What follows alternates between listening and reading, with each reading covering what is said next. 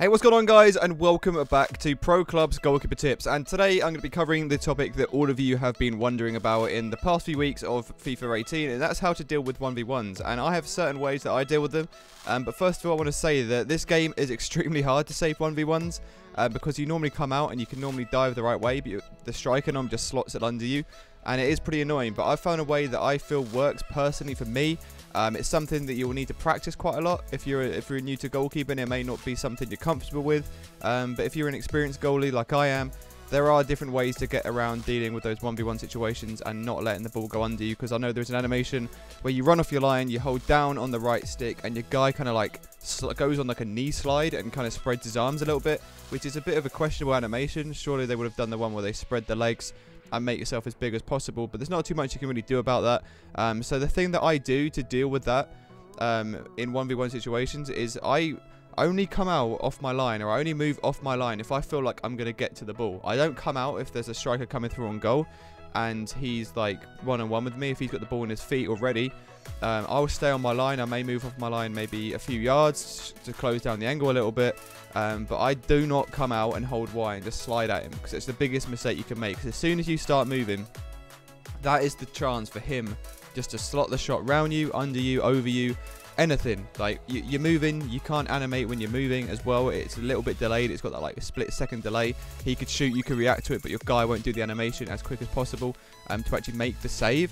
So always stay on your line unless it's a loose ball. When I say loose ball, if the ball's coming through to you and there's a tiny, you know you can get to it, or even dive at his feet before he can take a proper touch, that is when I come off my line. I do not, like I said, come off when they've got the ball in the feet, because it's just no point. You're not going to get the ball.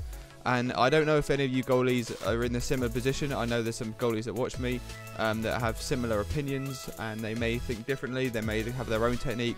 But you see in this clip there that I didn't come off my line when he had the ball in his feet. Some goalies would just completely rush out at him, and it just wouldn't work. He would have just easily got the goal there, and it just would have been pretty embarrassing, because obviously you may have got rounded. Someone could have just ball rolled you or something and took it round you, or like, you know, they could have just slotted under you or chipped you, in fact.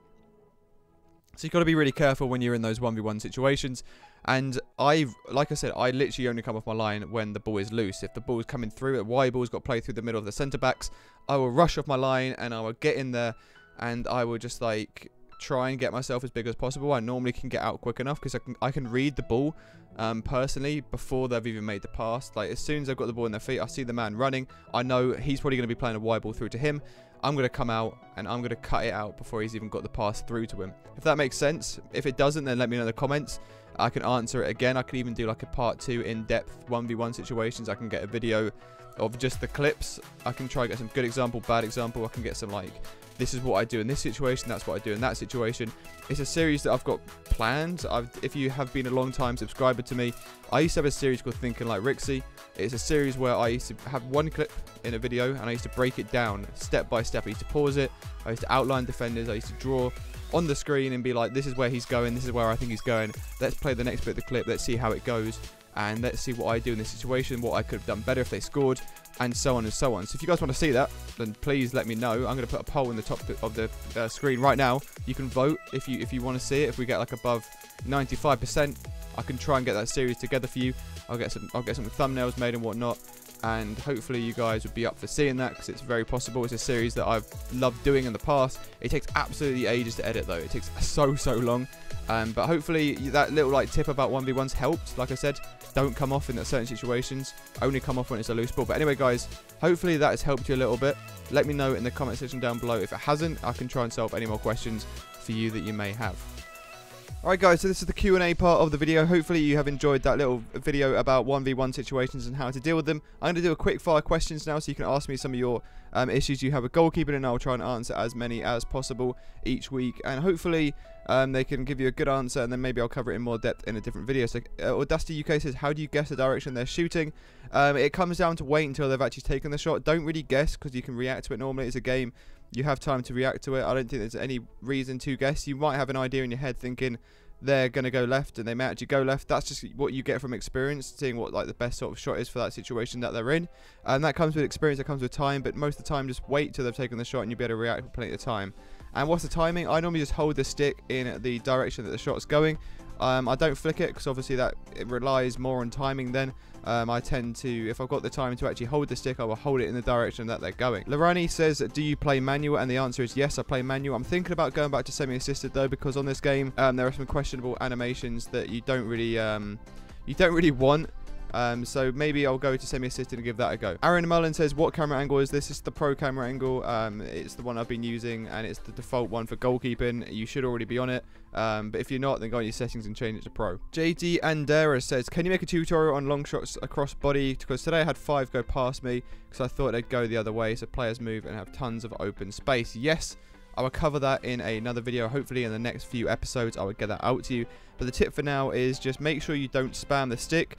Hold yourself in position using LT and try not to guess the way they're going. Wait till the shot comes towards you and then react to it when you can, because it's quite easy to deal with those across body shots from some range.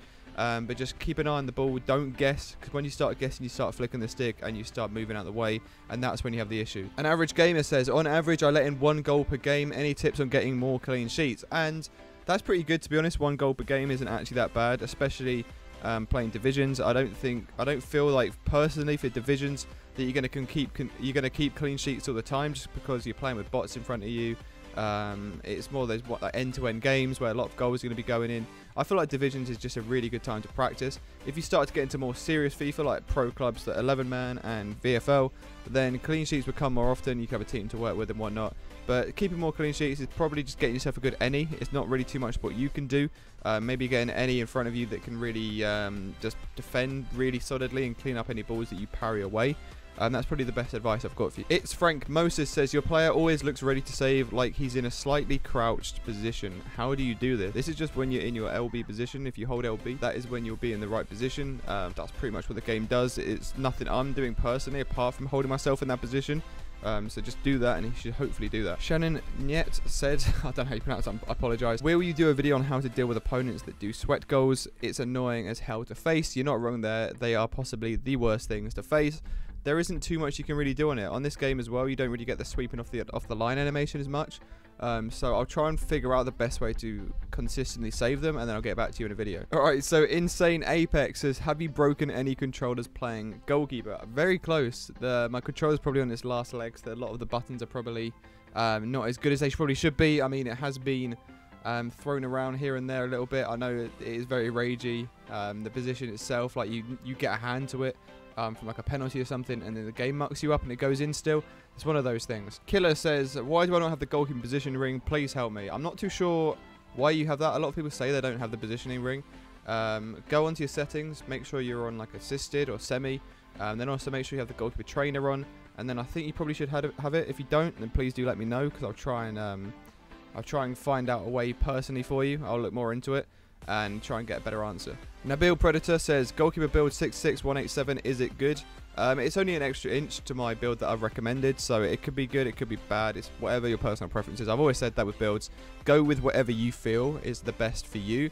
I may recommend something, it may be good for me, but whatever works for you, just do it. Insane Apex says, when the striker shoots, I guess the right way, but my goalkeeper doesn't save it. Any tip? It's either going to be a really good shot, to be honest, because you're not going to save every single shot, or it may just be your positioning is slightly off, because when you're in position, you can save most shots. So just make sure you really position yourself well. Chisler says, we want more.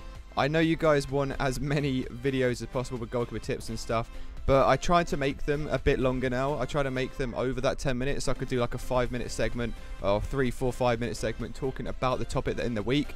And then I can also answer your guys' questions. So I'm not doing like a 3-minute video, which is like really quick and all over the place. You guys can have a whole video dedicated to something and then also answering your questions as well. Alright guys, so hopefully you have enjoyed this episode of Goalkeeper Tips. I apologise if I didn't get around to all your questions. There have been so many comments on these videos recently. I mean, I can't really answer like 60 odd questions. I'm going to try and get around to them, if, like I said, in every video.